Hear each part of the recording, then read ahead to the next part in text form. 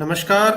श्री कुशाल दास विश्वविद्यालय में हमारे तमाम श्रोताओं का हार्दिक अभिनंदन है। आज हमारा स्पोर्ट्स पे जो वेबिनार हो रहा है उसमें हमारे मुख्य वक्ता doctor Pradeep Singh Chahar, assistant professor department of physical education, Banaras Hindu university Varanasi से हैं। हम उनका इस ऑनलाइन वेबिनार में स्वागत करते हैं। डॉक्टर प्रदीप सिंह चाहर जो कि फिजिकल एजुकेशन और स्पोर्ट्स के क्षेत्र में एक बड़ा नाम है, और आज हमें बड़ी खुशी हो रही है कि राजस्थान की इस विश्वविद्यालय का एक पवित्र धरा पर बनारस हिंदू विश्वविद्यालय है, उनकी फैकल्टी हमारे साथ इस ऑनलाइन स्पोर्ट्स वेबिनार में जुड़ी हुई है, जिसका थीम है physiology of obesity in young adults. आज इस विषय पर जो हमारा ये ऑनलाइन वेबिनार हो रहा है उसमें डॉक्टर प्रदीप सिंह चाहर आपको पूरा विस्तृत बताएंगे। लॉकडाउन का समय था, पिछले 1.5-2 साल से पूरा विश्व जो है वो कोरोना काल में क्राइसिस झेल रहा है। उसी कड़ी में श्री कुशालदास विश्वविद्यालय ने सबसे पहले पहल करते हुए जून 2020 से लेकर के अब तक विभिन्न विभागों में काफी संख्या में हमारे श्री कुशालदास विश्वविद्यालय की मैनेजमेंट, हमारे ऑनरेबल वाइस चांसलर, रजिस्ट्रार, पूरी डीन्स, सभी टीम के सहयोग से हम लगातार अपने छात्रों को ऑनलाइन सुविधा दे रहे हैं। आज उसी कड़ी में हमारे साथ डॉक्टर प्रदीप सिंह जी चाहर जुड़े हुए हैं। मैं उनसे निवेदन करूंगा कि जो आज का हमारा टॉपिक है स्पोर्ट्स वेबिनार पे, physiology of obesity in young adults, उसके बारे में आपको विस्तार पूर्वक बताएंगे। मैं आमंत्रित करना चाहूंगा डॉक्टर प्रदीप सिंह जी चाहर। डॉक्टर प्रदीप जी। धन्यवाद सर। So, सर्वप्रथम at the outset, I would like to thank Professor S.K. Das, the Vice Chancellor of such a esteemed Sri Kushal Das University, Hanumangarh, Rajasthan, and Dr. Rajesh Kaswan, Director Research, Dr. Deepak Pandey, Dr. Manish Baniwal, Assistant Professor Physical Education, and all the managements of management professionals of like Sri Kushal Das University, Hanumangarh, Rajasthan. So before being into the theme of the webinar, so I would like to share my PPT. So it's a very relevant topic as per the time persist. It's a very important issues right now people are suffering for, and it is related to so many diseases. Obesity is not like it's only the motapa kind of thing. It's not like but there are so many diseases are associated with obesity. So people doesn't know or doesn't have an idea about how these how this particular obesity is linked to so many kind of diseases. Earlier we thought of malaria or kind of communicable diseases. People are very much worried about all those communicable diseases, how their particular that is going to spread from one individual to another individual. But now we feel the transformation of communicable diseases to the non-communicable diseases that you cannot transfer from individual to individual. So these non-communicable diseases, so one non-communicable disease is the obesity. So obesity is one of the major factor for so many non-communicative diseases like ischemic heart diseases, coronary heart diseases, cancer, hypertension, and these are all diseases are somewhat related to the obesity. So obesity is the results of all those diseases. So उसके बारे में ज्यादा और जानने के लिए I am sharing my PPT so that we will go in flow. So I think my PPT is visible. Yes sir, visible. Okay, so first of all, obesity is a chronic disease. It's not like acute like once acute it is a long period of time to develop this kind of disease. So it is a chronic kind of disease associated with principal cause of much disease. As I already said, अभी जैसे मैंने बताया कि ये obesity बहुत सारे diseases का fact cause है. It there are so many diseases results from this chronic disease we called obesity. जैसे मैंने बताया कि ischemic heart diseases, colon cancer, lung cancers, there are different kind of cancers, coronary heart diseases, ischemic heart diseases, hypertension, stress, the results from this obesity. So it also leads to some kind of disability, deformities in terms of heart, deformities in different kind of body because of bearing the more amount of weight which and beyond the physiological limit.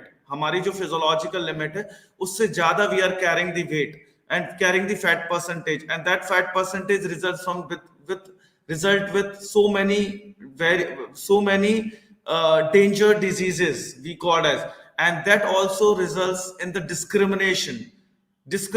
People discriminate, we call it as a weight discrimination, है ना. कभी हम बोलते हैं हम उन लोगों को जो those who are having a very heavy weight, उनको हम सोसाइटी में डिस्क्रिमिनेट करते हैं कि ये तो बहुत मोटा है. We are not providing ample opportunity. We thought of they are very lazy, they are very unsuccessful, they are very unintelligent kind of thing. So those people will feel some kind of discrimination and results also in early death because of that obesity. As I already said, that hypertension is also linked with your diabetes, is also linked with your different kind of cancer, is also linked with. There are different kind of diseases linked or associated with obesity, and obesity is only the cause, है ना. It's simply not like a weight कि somebody gains the weight, है ना. ये बस इतना ही नहीं है कि किसी ने weight gain कर लिया है, weight put up कर लिया है. No, it's also associated with so many diseases, so many disability, deformities, and leads to early death, है ना. जल्दी मृत्यु का भी एक one of the reason है, one of the कारण है कि people are having a silent heart attacks, है ना. some kind of heart attacks immediately, people doesn't have an idea कि कैसे आदमी की अचानक डेथ हो गई, but these are the certain cause, and obesity is playing ultimate role in these kind of early deaths. Discrimination, भेदभाव, people are having some kind of tendency, some kind of discrimination, and leads to certain kind of disabilities also, deformities in terms of, है ना. because of that heavy weight, sometimes people may feel having a knock knee or some kind of bow legs and all those things because of that heavy weight, because anyhow the physiological adaptation should be there, है ना. physiological adaptation तो होगा to carry the weight. It's very difficult to carry the weight, excess weight of the body. So that leads to so many diseases. So it's a chronic disease that I already said. It's a chronic. It's not like acute ki immediately happened. It will take a long period of time to develop this kind of disease, no? As per their lifestyle, as per their daily habits, no? Daily habits, lifestyle pattern, their physical activity pattern, all are the certain factor that we call as the environmental factors, है ना. because of those environmental factors leads to or that जो वो क्या कहते हैं वो obesity को develop करने में हेल्प कर ले. these are the environment factor like physical activities, है ना, lifestyle, fooding habits. These are the certain environmental factor which leads to development of obesity, and obesity is interconnected with the so many diseases. So it's also a social and moral problem, and because it is considered as a social and moral problem, so because of that their treatment, that this social and moral problem is acting as a barrier in the treatment of obesity, है ना. कि लोग क्या कहेंगे, और some kind of कि इसके पास like it's kind of some people are having some kind of, है ना, different perception about the obese people, different kind of thinking of obese people. They have some kind of निंदात्मक सोच, different kind of सोच, no. अलग सोच है, अलग it's like a people can consider as a disability, है ना, कि कोई डिफॉर्मिटी हो गई इससे, उस चीज को कि मोटा है, somebody is very like having a more weight, सो उस वो एक कलंक kind of people feeling, and उस चक्कर में, उस सोशल एंड मोरल वैल्यूज के चक्कर में, उस सोशल एंड मोरल प्रॉब्लम्स के चक्कर में ट्रीटमेंट नहीं ले पाते काफी सारे लोग. People will not reach to the doctor, people will not reach to the nutritionist, because it is not like a कि ये नहीं preventable नहीं है, इसको हम सही नहीं कर सकते. It is a preventable disease, it is a preventable kind of prevention is there, prevention is there. इसको हम रोकथाम कर सकते हैं, इसको हम ट्रीटमेंट कर सकते हैं, ट्रीट कर सकते हैं. तो but because of certain social and moral values, लोग क्या कहेंगे कि किसका ट्रीटमेंट ले रहे हैं, क्या ले रहे हैं. People will not reach to the doctor, people will not reach to the hospital, people will not reach to the certain right persons, and that is considered as one of the barrier. एक obstacle है, एक barrier है. Because of that, people will not get different like various solution already available in the market, already available with the doctors, है ना. Lifestyle modifications करके बहुत सारा है, but people will not, people resist कि how what the people will say. So this is kind of social and moral problem that is acting as a barrier for the treatment of obesity. Barrier की तरह काम करता है कि obesity के treatment के लिए, है ना. तो people will not go to consult doctor regarding their treatment, because there are many treatments are available with the hospitals, no. Those who are with like physical activity people, physical professionals, no, fitness kind of people, fitness, those are very fitness enthusiastic, fitness management, fitness clubs are there, but people will not allow, people will not go, because what people will say. So as we come into the fact and figures, as per the global burden of disease, according to global burden of disease, in 2017, around 4 million people dies in 2017. 4 million people are, you can surprise, you can be shocked while finding out those figures. Like 4 million people are dying each year with 2017, like this is kind of this is the data, global data. It is I am not talking in context of India, I am talking about globally, all the world. So this is the data given by the global burden of disease. It is one of the looking for the kind of these health aspects. So in 2017, over 4 million people dies from obesity. We can think of COVID-19, we can think of all those things, but still people are like more deaths, more mortality rate from the obesity. Through obesity, people are dying. See, you cannot, people, we are only thinking of coronavirus, we can thinking of malaria, typhoid and all, but people are dying through obesity. People are dying with all those fat tissues.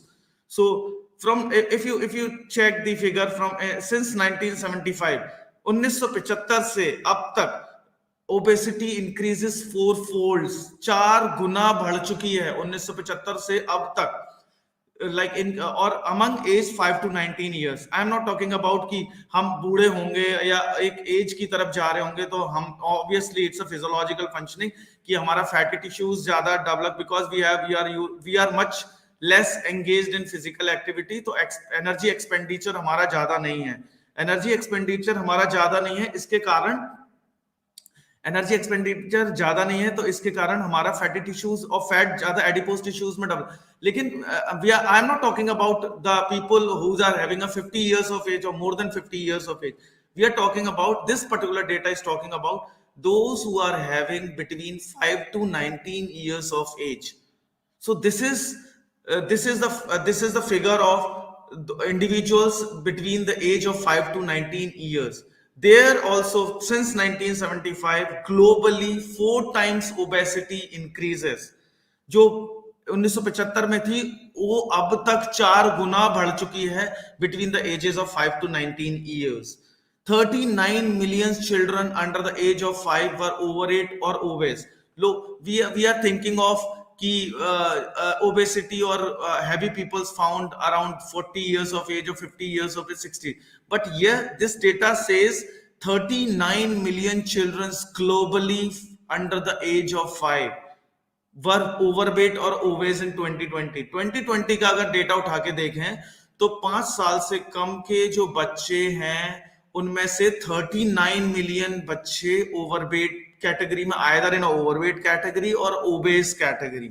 या तो वो overweight हैं, that is one step below the obesity, so overweight हैं और obesity की तरफ move कर रहे हैं।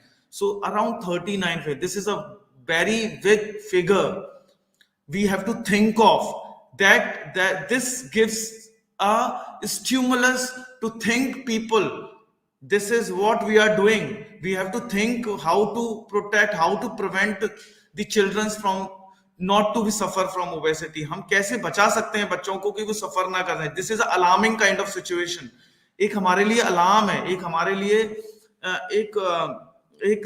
एक स्टिमुलस है कि we have to think how to minimizing the chance of being obese, कैसे हम obesity का, अपने आप को obesity से बचा सकते हैं, कैसे उसका चांस कम कर सकते हैं। we have to think it and yes, double burden of malnutrition। पहले हम क्या करते थे, malnutrition ख्वासे और कोर डिजीज है या डिफरेंट काइंड ऑफ डिजीज, और भी डिजीजेस हैं जो कि बिकॉज ऑफ malnutrition लोगों को प्रॉपर न्यूट्रिशन नहीं मिला, अंडर न्यूट्रिशन, उनको प्रोटीन्स नहीं, उनको बैलेंस डाइट नहीं मिल रही है।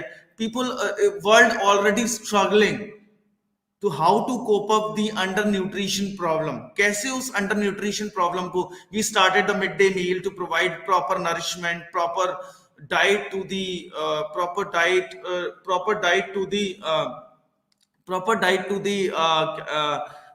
Children's, proper diet to the childrens, है ना, कि बच्चों को कैसे कुपोषित होने से बचाएं। ये बहुत मेजर प्रॉब्लम थी। लेकिन इसके साथ साथ अब ये भी दिक्कत आने लगी है कि बच्चे मोटे भी होते चले जा रहे हैं। पहले तो अंडर न्यूट्रिशन थे, मतलब उनको प्रॉपर डाइट नहीं मिल रही है, प्रॉपर बैलेंस डाइट नहीं मिल रही है, प्रॉपर जो वसा है और जो प्रोटीन्स हैं, वो कार्बोहाइड्रेट है, वो प्रॉपर अमाउंट में नहीं मिल रहा। उसके चक्कर में बच्चे कुपोषित हो रहे हैं, उनको डिफरेंट डिजीजेस हो रही हैं। उसके चक्कर में पहले से पूरा वर्ल्ड इसके बारे में स्ट्रगल कर रहा था, सफर कर रहा था। लेकिन अब एक और बर्डन आ गया, that is a over nutrition. मतलब ज्यादा खाने से भी बच्चों को like if you are somebody that leads to excess fat. ज्यादा न्यूट्रिशन है तो आपका एनर्जी एक्सपेंडिचर कम है, तो एनर्जी बैलेंस के कारण आपका फैट एक्सेस डिपॉजिट हो गया, that leads to obesity, and obesity is associated with many of the diseases, बहुत सारे डिजीजेस से एसोसिएट है। So this is we called as a double burden. एक बर्डन तो था ही अंडर न्यूट्रिशन का, उसके साथ साथ एक और आ गया, coexist, over nutrition coexist with under nutrition. Under nutrition के साथ साथ ओवर न्यूट्रिशन भी हमारे लिए एक दिक्कत खड़ी कर दिया।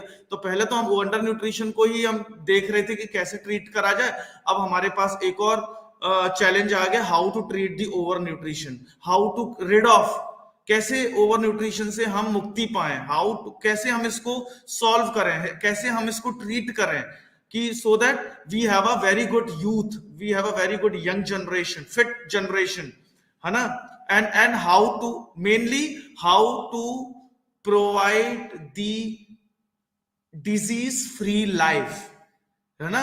क्योंकि ओबेसिटी पहले से ही वो आमंत्रण देती है काफी सारे डिजीज का। जैसे मैंने बताया कि ओबेसिटी, अगर somebody is going to be obese, अगर वो किसी ओबेस कैटेगरी में, automatically diabetes there is more chances of being diabetes, more chances to be a hypertension, more chances to be having a cancer, more chances to be having some kind of heart deformity, heart में कुछ आपका valve replacement, valve में कोई दिक्कत आ गई, या cholesterol deposit हो गया, या आपके खून का थक्का जम गया, कुछ भी हो सकता है। So these are the certain, so this is we call as a double burden. So obesity is also leads to double burden means obesity going to be exist और coexist with under nutrition। हम under nutrition को ही अभी तक नहीं अच्छी तरह से remove कर पाए, जिसके साथ साथ ओवर न्यूट्रिशन भी आ गया। Now what happened today? It's a transformation from high income to low and middle income countries। पहले हम सोचते थे कि बहुत ही ये जो बड़े बड़े लोग हैं, जो हाई इनकम कंट्रीज हैं, हाईली डेवलप्ड कंट्रीज हैं, या हाईली इनकम सोसाइटीज हैं जिनकी बहुत अच्छी तनख्वाह होती है, ज्यादा पैसे वाले लोग होते हैं, उन्हीं की बीमारी है ये ओबेसिटी, उन्हीं की बीमारी है, मोटापा उधर ही आता है। और kind of, but now the trends get change, वो ट्रेंड चेंज हो रहा है, सिनेरियो चेंज हो रहा है। Now people are moving high income, because this particular disease is moving from or transferring from high income countries to low and middle income countries. People are finding, people are getting obese, even they are very low and middle income countries, belongs to low and middle income countries, people are having very low, but still they are going to be obese, they are going. So this is kind of transfer, and this transformation, helps you to think number of times how to resolve. It's a very serious problem, how to resolve, and especially in our urban settings. Not I'm not talking about those who are residing in the rural settings or their villages, but yes, urban setting, because of they are consuming more of junk foods and all those things. They are having some kind of there can some kind of psychological disorders also, in order to maintain the weight, in order to maintain the physique and kind of thing. So they do experiment करना start कर देते हैं, तो people avoid taking foods या ज्यादा food खाना start कर देते हैं. This is kind of, so the simple meaning is कि it is not a disease of high income countries, it is not a disease now, right now it's not a high income disease और high income people disease है ना, बड़े बड़े अमीरों लोगों की बीमारी नहीं है. Now it's moving already moving from high income people और society to the low and middle income countries, जो बिल्कुल गरीब हैं और जो मिडिल बीच वाले जो लोग हैं, मध्य इनकम का जो स्रोत है बहुत कम है, उनके में भी ये पाई जा रही है. And exercise proved to be an essential component. I am not saying, research says, अनुसंधान बोलते हैं, रिसर्च बोलती है कि exercise is an essential component to get rid of obesity along with diet and lifestyle changes. Exercise के साथ साथ अगर आपने अपनी डाइट को कंट्रोल किया, आपके लाइफस्टाइल मॉडिफिकेशंस किए कि सुबह कब उठना है, शाम को जल्दी सोना है, कितना टीवी देखना है, कितना वर्कआउट करना है, विद दैट पर्टिकुलर डाइट, उस और एक्सरसाइज के साथ साथ आप डाइट और अपना लाइफस्टाइल चेंज करेंगे, definitely you can win over the obesity. आप ओबेसिटी से मुक्त हो सकते हैं, आप ओबेसिटी के ऊपर जीत सकते हैं और अपने आप को दोबारा फिट कर सकते हैं आपको bye simple doing exercise with minor modification in your diet and lifestyle changes. So exercise proves to be a essential component. It is considered as a major factor to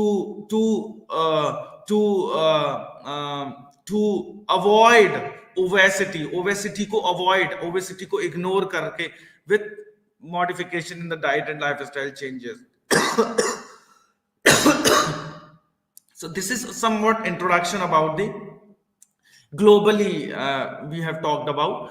Now what you mean about the Indian context? So in 2020 one research published on prevalence of obesity in India and its neurological implication, done by Venkata Rao Nagaratna and his team.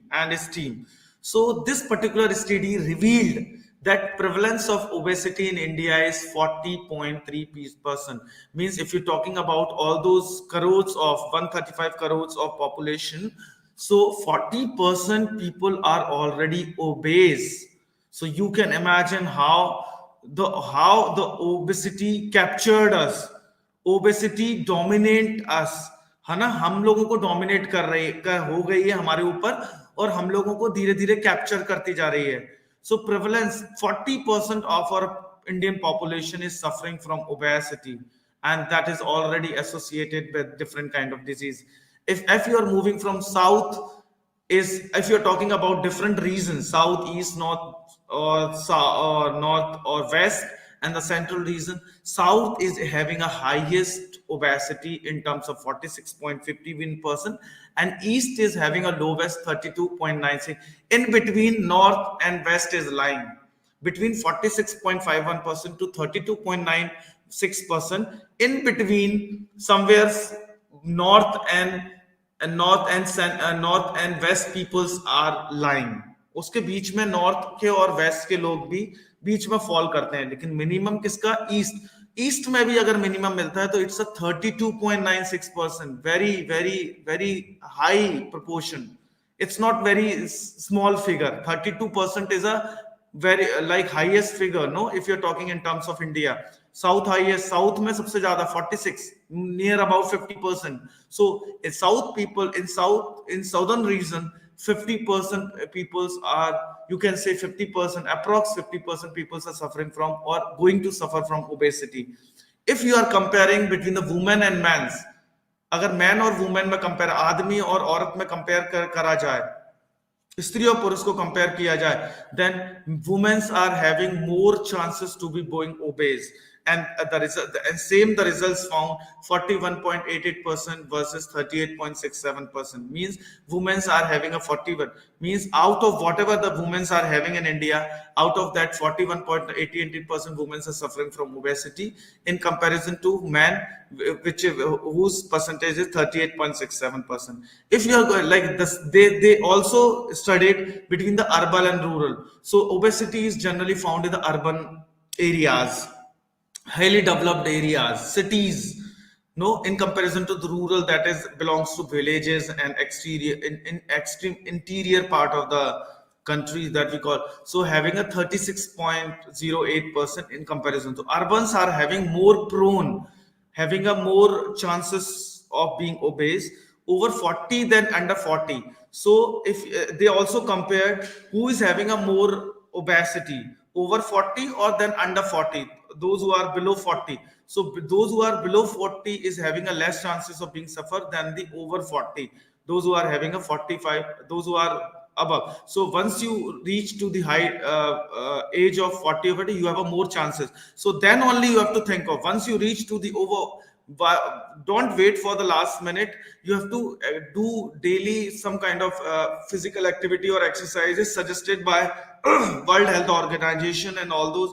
There are so many other authentic agencies that suggest this much of workout you have to do daily, along with the lifestyle modification and diet modification. उसके साथ साथ आपको अपने diet में भी modification करना पड़ेगा, आपकी लाइफस्टाइल में भी modification, then only you will get the better result.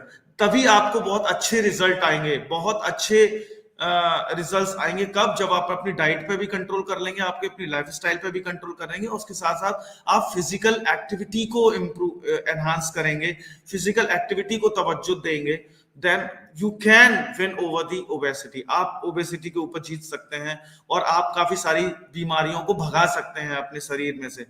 So more education implied a higher obesity, है ना. आपने देखा होगा, इस वाली रिसर्च भी बोलती है कि कॉलेजेस को जो बच्चे पढ़ रहे हैं, एजुकेटेड हैं, they are having more chances because they are more expose to junk foods, है ना. Junk foods is on the food that provides that are very rich in fat. बसे में बहुत ज्यादा होता है उन वाले फूड्स में.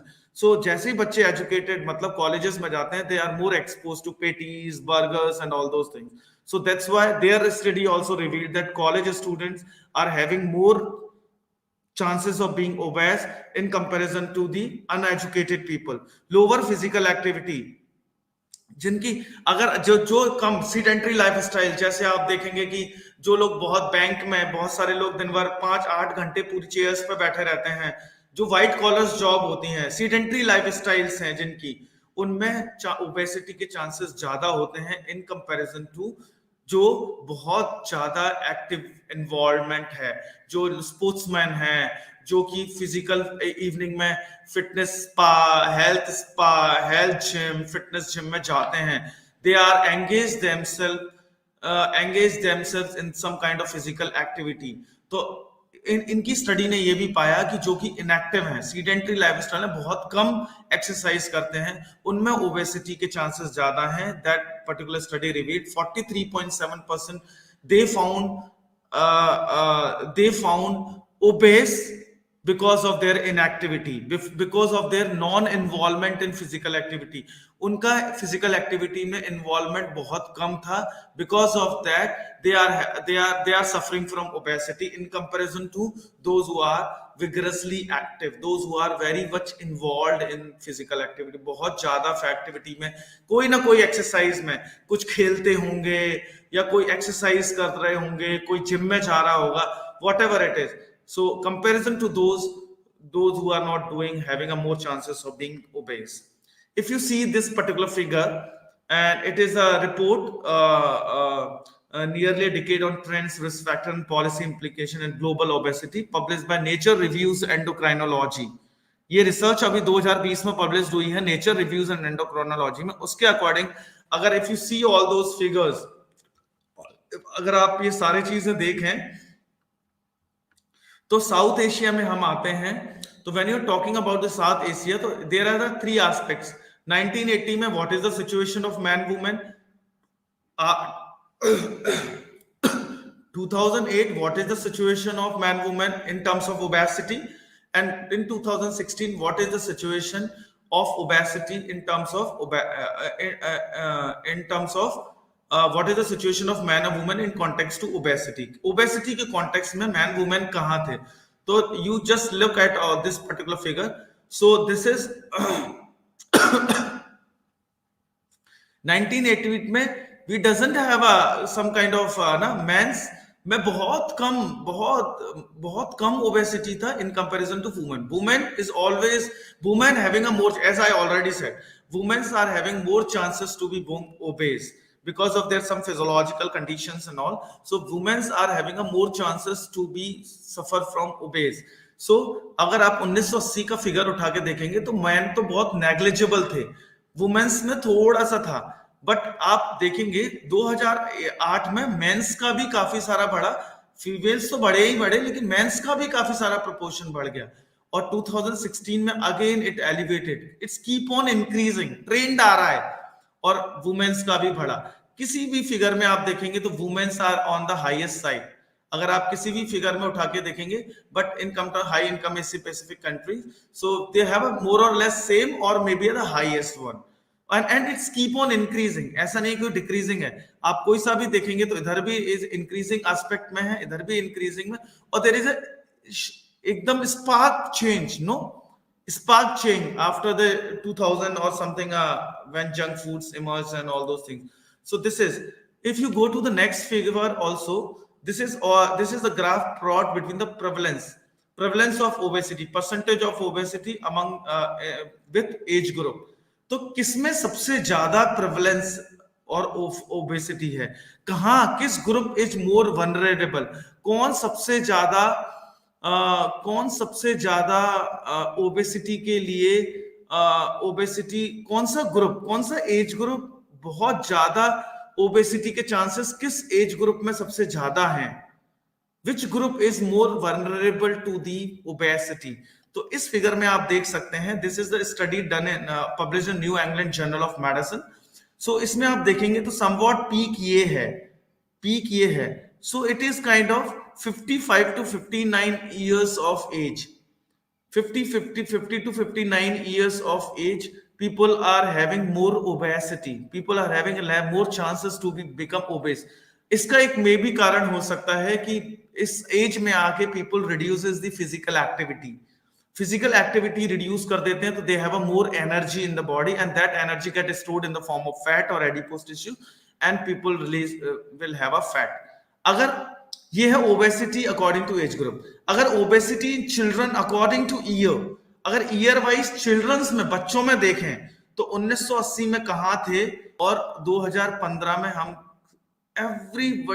everyone is increases, no, this is an increasing trend. What I mean to say, the trend set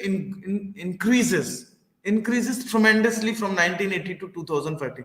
Same the case with the adult में भी आपने देखेंगे यहां थे 1980 में, now we are here, much more increased in 2018. in हम 30-35 सालों में हम कहां कितना increase कर गए, because of lifestyle modification, because of changes in the lifestyle, because changing in the diet, and reducing the physical activity. We call as a physical inactivity. Sedentary की तरफ जाने लगे, ऐसी जॉब पकड़ने लगे जहां हमको कुछ काम ना करना पड़े, without we use robots and all those things. अगर हम ये बात देखें, एक और रिसर्च जो obesity publish online our by world in data organisation में publish by Richie and Roser, इसमें आप देखेंगे share of death attributed to obesity 1992 to 2017, 2017 तक, 1990 से 2017 में हमारा जो डेथ रेट है ओबेसिटी से related, it's increases number of times.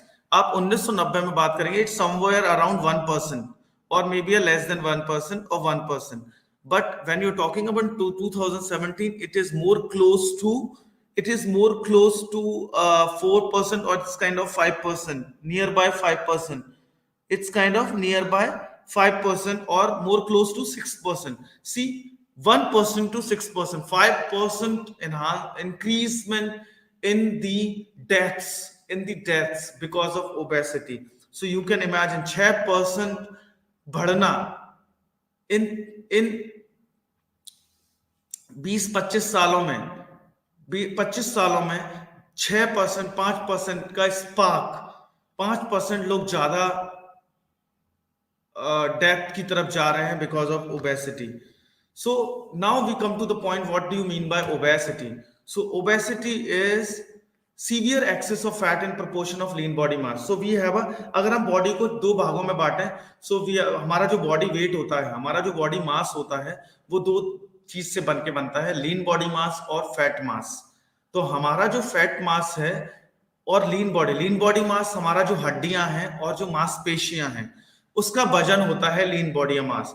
उसके अलावा जो बचता है दैट इज कॉल्ड फैट, और फैट का मास है. तो जितने भी हमारी मेथड्स और इंस्ट्रूमेंट्स हैं to measure the weight, to measure the fat percentage, वो इसी प्रिंसिपल में काम करते हैं कि हमारी बॉडी में एक्सेस फैट कितना है. तो some amount of fat is necessary, तो वो फैट परसेंटेज निकालते हैं कि how much fat percentage you have in your body to calculate whether you are in obese category और ओवरवेट कैटेगरी और अंडरवेट कैटेगरी और having a very normal weight. So severe, तो lean body mass तो उतना ही है, लेकिन fat, excess fat deposition जब स्टार्ट हो जाता है, that we called as obesity. तो severe excess of fat in proportion to lean body mass. Lean body mass के प्रोपोर्शन में आपकी बॉडी में फैट ज्यादा एक्सेस में जमा हो गया है, that we called as that condition, that situation we called as a obesity. So body weight that exceeds a reference threshold value, हमारे WHO ने भी दी हैं, काफी सारे और भी चीज, as per the race, as per the WHO is having a very authentic or irrespective of race and region. So WHO का क्राइटेरिया है कि as per the VMI, तो उन्होंने एक थ्रेशोल्ड वैल्यू दी है कि आप ये वैल्यू, आपका BMI इतना है तो आप अंडरवेट हैं, अगर BMI इतना है तो आप ओबेस हैं, आप इतना है तो फर्स्ट कैटेगरी ऑफ ओबेस है, सेकंड कैटेगरी ऑफ ओबेस है. So body weight that exceed the reference threshold value, हमारा बॉडी वेट, हमारा बॉडी फैट परसेंटेज, हमारा BMI अगर एक थ्रेशोल्ड वैल्यू, मतलब एक रेफरेंस वैल्यू है, जैसे हमारी हार्ट रेट होती है 70 बीट्स पर मिनट, अगर उससे ऊपर जाती है समथिंग रॉन्ग. मतलब अगर हमारा ब्लड प्रेशर 120/80 नॉर्मल है, लेकिन अगर उससे ऊपर आ रहा है तो मतलब हमारा हाई ब्लड प्रेशर है, समथिंग रॉन्ग, कुछ ना कुछ हो रहा है. या 120/80 से नीचे जा रहा है तो मतलब लो ब्लड प्रेशर है. Same the case with obesity also, we have a reference value. अगर इससे ज्यादा वेट ऊपर है तो means there is some kind of danger. No, you are more towards the obesity, you are moving more towards the obesity, so you have a more chances. तो accordingly अगर आप अपना वेट मॉनिटर कर रहे होंगे, अगर आप अपना BMI मॉनिटर कर रहे होंगे, तो you can find out that you are where you are falling, कहाँ आपका अभी सिचुएशन है. और आप अगर ओवरसिटी और ओवरवेट की तरफ बढ़ रहे हैं तो you can do exercise, you can modified your lifestyle, you can modified your diet to get rid of obesity. Abnormal और excessive fat accumulation that leads to health risk. Normal means as I said कि कुछ amount of fat हमारी body को जरूरी होता है provide the energy, लेकिन abnormal, unnecessary, काफी सारा वेट डिपॉजिट हो जाना बॉडी में, एक्सेस फैट डिपॉजिट हो जाना, that leads to health risk. जैसे मैंने बताया था, obesity is responsible so many heart attacks हो गया। इसी को हम करने के लिए जब आप देखेंगे ज्यादा फैटी लोग होते हैं, ज्यादा मोटे लोग होते हैं, उनमें कोलेस्ट्रॉल का, ट्राइग्लिसराइड्स की वैल्यू, कोलेस्ट्रॉल की वैल्यू, जो एलडीएल कोलेस्ट्रॉल हो उसका ज्यादा बढ़ जाता है, एचडीएल कोलेस्ट्रॉल कम हो जाता है, क्योंकि it is a good cholesterol, तो वो कम हो जाता है। तो कोलेस्ट्रॉल आपकी धमनियों में डिपॉजिट होने लगता है, धमनियों के डिपॉजिट होने से ब्लड प्रेशर बढ़ जाता है, और may be sometime you will get a heart attack and all those things. So this is fat, excessive fat accumulation. आपका जो बॉडी में जो बसा नॉर्मल से ज्यादा डिपॉजिट होने लगता है, तो वो आपकी बहुत सारी हेल्थ रिस्क के रास्ते खोल देता है। You will have more risk about your health. So अगर बीएमआई के टर्म्स में देखें, तो अगर आपका बीएमआई 25 से ज्यादा और बराबर है, then you called as overweight, आप ओवरवेट हैं।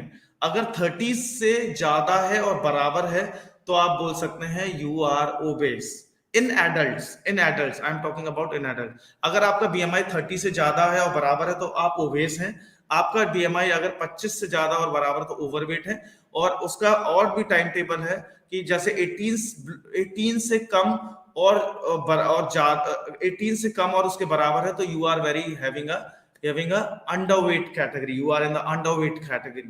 So this we are going to discuss later on. अगर बच्चों की बात करें, 5 से 19 साल के बच्चों की बात करें, जो हमने पहला वाला प्रोपोर्शन बताया था, ये एडल्ट्स के लिए, 5 से 19 साल के बच्चों की बात करें, तो अगर बच्चे की जो बीएमआई है, वो अगर 1 स्टैंडर्ड डेविएशन, जो बीएचयू ने अगर अपना ग्रोथ रेफरेंस मीडियन दिया हुआ है, डब्ल्यूएचओ ने अपना एक ग्रोथ रेफरेंस मीडियन दिया हुआ है, उसमें का अगर 1 स्टैंडर्ड डेविएशन से ज्यादा है बीएमआई, तो ओवरवेट है। और 2 स्टैंडर्ड डेविएशन से ज्यादा है अगर बीएमआई, तो वो ओवरवेट, ओबेसिटी के कैटेगरी में है। सेम द केस विथ अगर चिल्ड्रन 5 साल से छोटा है, 5 साल से बच्चा छोटा है, उस केस में भी अगर उसका वेट फॉर हाइट, जो हाइट से लेकर हाइट के अकॉर्डिंग उसका वेट जो होना चाहिए था, हाइट के अकॉर्डिंग जो उसका वेट होना चाहिए था, वेट फॉर हाइट, अगर उसका 2 स्टैंडर्ड डेविएशन से ज्यादा है, तो उसका वो कैटेगरी में आता है ओवरवेट। और जो वेट फॉर हाइट अगर ज्यादा है 3 स्टैंडर्ड डेविएशन से, तो वो कहलाता है ओबेसिटी कैटेगरी में। और जो डब्ल्यूएचओ का चाइल्ड ग्रोथ स्टैंडर्ड मीडियन है, that is already available, that is already having a reference value, already tabulated by the WHO, it is already applicable। बस आपको क्या करना है, बच्चे की वेट और हाइट लेनी है, और अदर 5 to 19 कैटेगरी में बीएमआई फॉर एज, बीएमआई उसका वेट और हाइट मेजर करना है, और उस रेफरेंस वैल्यू से आपको कैलकुलेट करना है।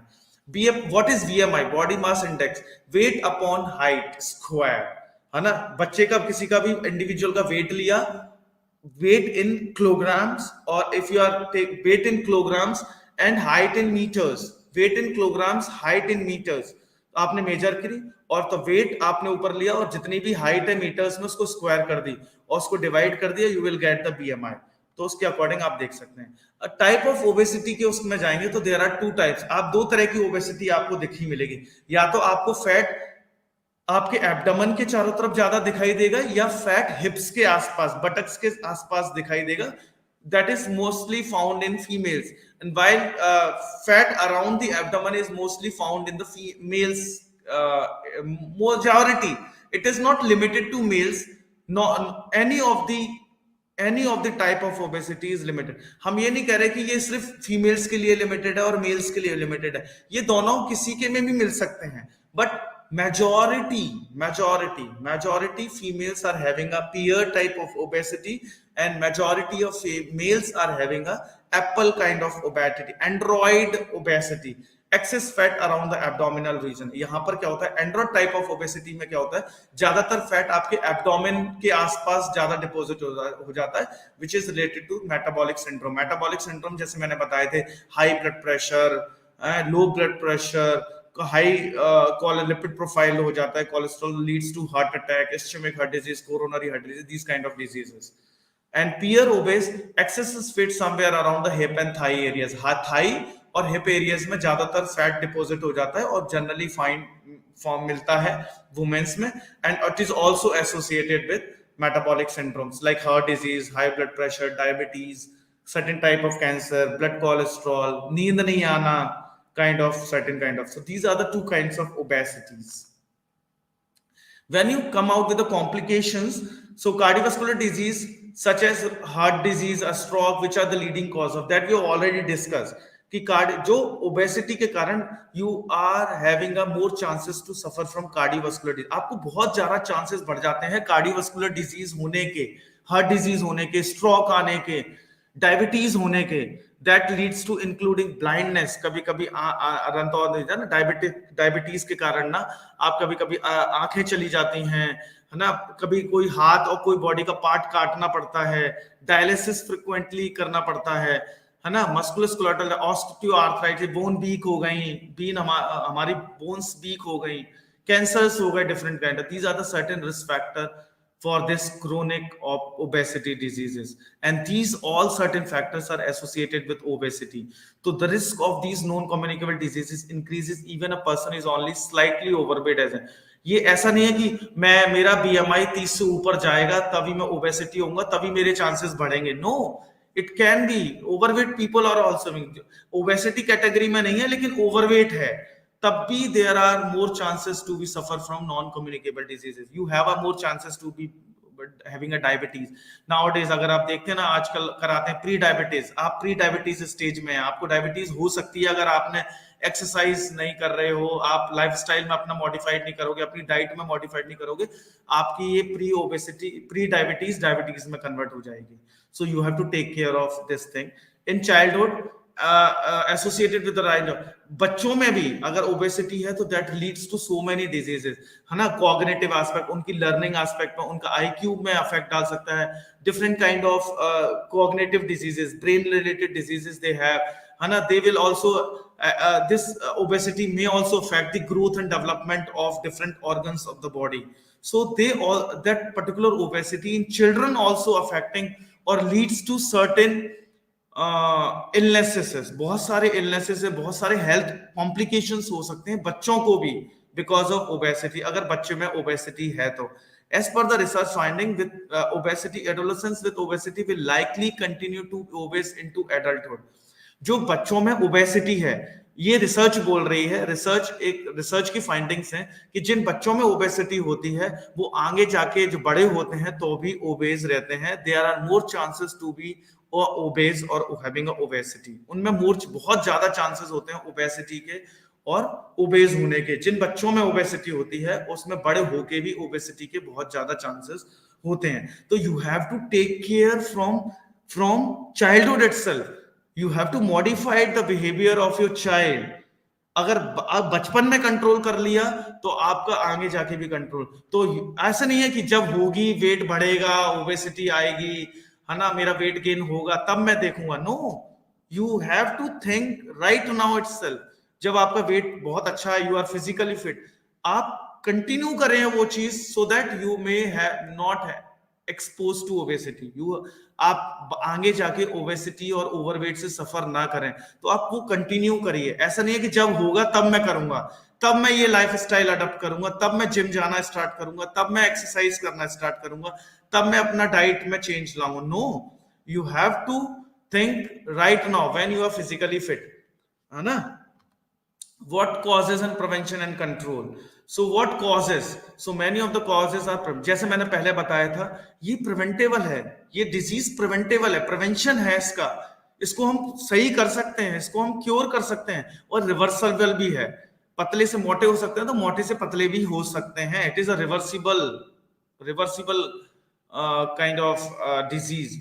Imbalance of calories consumed and calories expended. If you buy tuckers because there is an imbalance. हमने खाना खाया, हमने ज्यादा इंटेक कर रहे हैं कैलोरीज का, लेकिन कैलोरीज को बर्न नहीं कर रहे हैं. अगर let's say if you consume 50 food having a 1500 kilocalories, but you are doing an exercise, you are doing a physical exercise or physical activity that only helps in reducing 1000 kilocalorie energy. So what about rest 500 kilocalorie? क्या होगा जो 500 अलग बच गई? आपने 1500 kilo calorie consume की और 1000 kilo calorie waste की. मतलब आपने बर्न की 1000 कैलोरीज बर्न की, तो जो 500 किलो कैलोरी एक्स्ट्रा है उसका क्या है, that extra calorie get deposited in terms of fat. वो 500 किलो कैलोरी हमारे शरीर में जाके एक्स्ट्रा अमाउंट ऑफ फैट के रूप में डिपॉजिट हो जाती हैं, and this is the fundamental cause of obesity. And यहीं से ओबेसिटी की उत्पत्ति होती है, और इसी तरह से धीरे धीरे ये डिपॉजिट होके that individual will leads to, or that individual will fall in the category of obesity if people will not take it seriously. Increase in the consumption of energy dense food high in fat and free sugars, जैसे मैंने बताया था कि ज्यादा junk foods, जितने भी बहुत ज्यादा energy dense foods, high fatty foods like burger, pizza, है ना, cold drinks, they having a very large amount of free sugars, very large amount of fat, and that leads to, that provide more amount of energy, but where to expend? If you are not able to expend the energy, that extra amount of energy get stored, जो extra amount of energy वो body में store हो जाएगा, और फिर वो आपको वो धीरे धीरे स्टोर हो रहेगा in terms of fat, and that leads to obesity.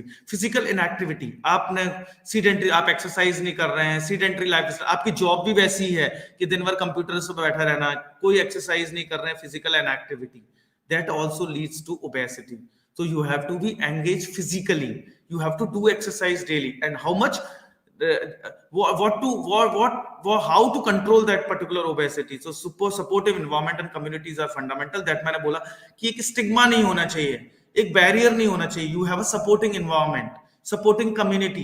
तो कम्युनिटी में बीच पार्क हो, उसमें आदमी आप वॉक कर रहे हैं, ब्रिस्क वॉकिंग कर रहे हैं, डिफरेंट काइंड ऑफ इक्विपमेंट्स लगे हुए जिसमें आप थोड़ी सी अपनी स्ट्रेंथनिंग एक्सरसाइज कर सकते हैं। You have a very good supportive environment in the house, in the community, as well as in the society. जो वो सबसे मेजर रोल प्ले करता है to get rid of obesity. Choice of healthier food, regular physical activity is the best choice, most accessible, available and affordable, है ना। आप regular physical activity करेंगे, अच्छा फूड, हेल्दी फूड खाइए, और अपना लाइफस्टाइल में मॉडिफिकेशन, सुबह जल्दी उठिए, शाम को जल्दी सोइए, है ना, सोशल मीडिया या इलेक्ट्रॉनिक मीडिया पे कम यूज कीजिए, so by which you can modified your lifestyle. So इसके थ्रू आप कंट्रोल कर सकते हैं। Reducing the number of calorie consume from fat and sugar, जो फैट एंड शुगर हम यूज कर रहे हैं उसके थ्रू कम हम डाइट कम यूज करें। And regular physical activity 60 minutes per day as per the WHO, world health organisation बोलता है अगर बच्चे 60 मिनट तक रोज एक्सरसाइज करें और 150 मिनट बड़े लोग एक्सरसाइज करें तो you can win over the obesity. In babies study have shown that reduce of infant becoming overweight.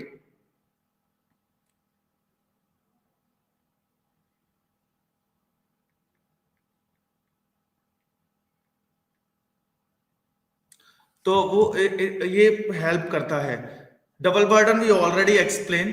These are the certain methods of assessing the fat percentage, like skin fold, आप top पे देख सकते हैं, this is a skin fold Harpenden skin fold caliper, this is a skin fold caliper, different sides में लेके biceps, triceps, subscapular और सुप्राइलियक पे आप लेके स्किन फोल्ड से कर सकते हैं। बायोइलेक्ट्रिकल इंपेडेंस, ये आप देख रहे हैं, this is we called as a bioelectrical impedance method to measure the under water weighing, पानी के अंदर, based on the Archimedes principle, तो अंडर वाटर वेइंग मेथड है।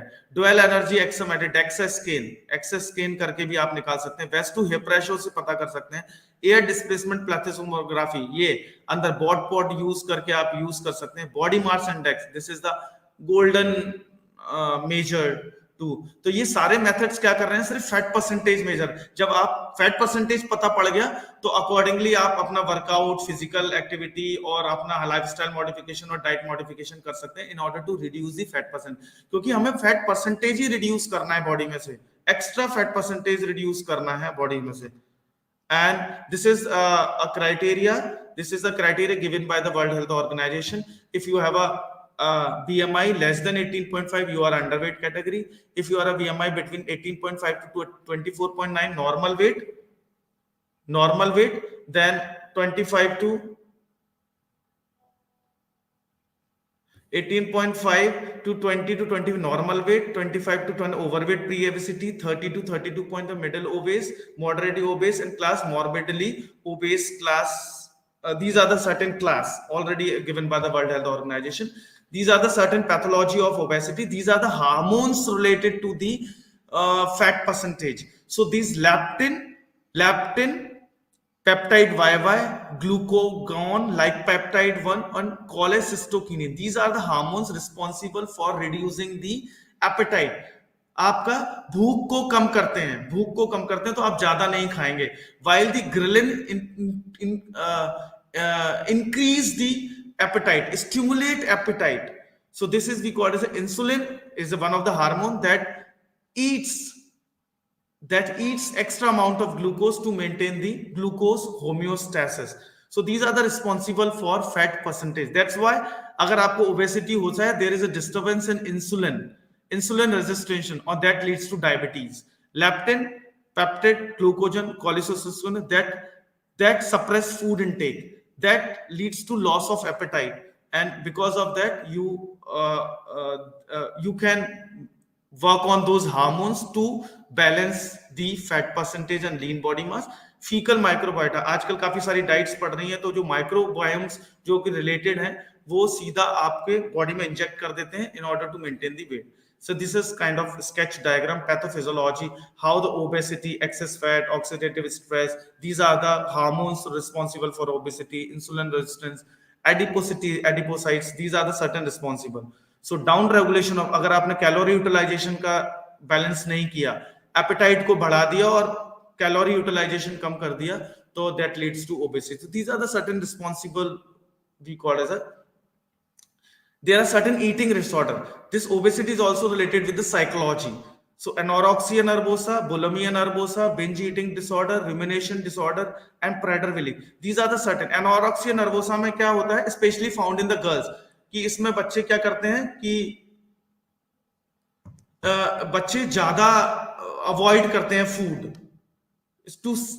to look like slim, and this is we call as a psychological. ऐसा नहीं है, ये psychological disorder है, psychological disease है. बुलिमिया नर्वोसा में जल्दी खाता है, binge eating में भी बुलिमिया नर्वोसा में ज्यादा खाता है until vomit, जब तक उल्टी नहीं हो जाए तब तक खा रहा है. binge eating में जल्दी खा रहा है. rumination मतलब खा के फिर दोबारा वापस, this is kind of certain disorders. So these are the references, so take care of your diet, take care of your physical activity, and take care of your diet, physical activity, more involved in physical activity by controlling your diet, by doing some lifestyle modification. You will control over the obesity, you can improve upon the obesity, and you can avoid all those diseases. So from my side, thank you very much for giving a valuable opportunity and chance to share my valuable thoughts to you. Thank you doctor Pradeep Singh ji, आपने जो बड़े विस्तार से authentic data के साथ इस webinar के माध्यम से जो एक, मैं तो ये नहीं कह सकता कि गंभीर बीमारी है, वो हमारे कुछ दैनिक कार्यों की वजह से और हम कह सकते हैं आलसी प्रवृत्ति जो है उसकी वजह से बीमारी है. ये कोई गंभीर बीमारी नहीं है. हमें सोचना होगा हर इंसान को, चाहे वो बच्चा है चाहे जो एम्प्लॉई है, क्योंकि ये पूरे विश्व की एक विकट समस्या है, लेकिन इस समस्या का निदान भी हमारे पास है. हमें अपने लिए वक्त निकालना पड़ेगा, हमें अपने फिजिकल वर्क के लिए वक्त निकालना पड़ेगा, और ये हमारे लिए बहुत जरूरी है, क्योंकि हमारे देश का, हमारे विश्व का विकास तभी होगा जब हम फिजिकली फिट होंगे, मेंटली फिट होंगे. और इसके लिए जरूरी है कि हम रेगुलर फिजिकल एक्सरसाइज करें. और हमारे श्री कुशालदास विश्वविद्यालय का भी यही लक्ष्य है कि शिक्षा के साथ साथ खेलों को आगे बढ़ाने का हम काम कर रहे हैं. आपका बहुत बहुत धन्यवाद श्री कुशालदास विश्वविद्यालय के बोर्ड ऑफ मैनेजमेंट की तरफ से, हमारे वाइस चांसलर, हमारे रजिस्ट्रार महोदय, हमारे सभी टीचिंग, नॉन टीचिंग और हमारे सभी स्टूडेंट्स की तरफ से आपका बहुत बहुत आभार. थैंक यू, धन्यवाद. जय हिंद, जय भारत. धन्यवाद सर.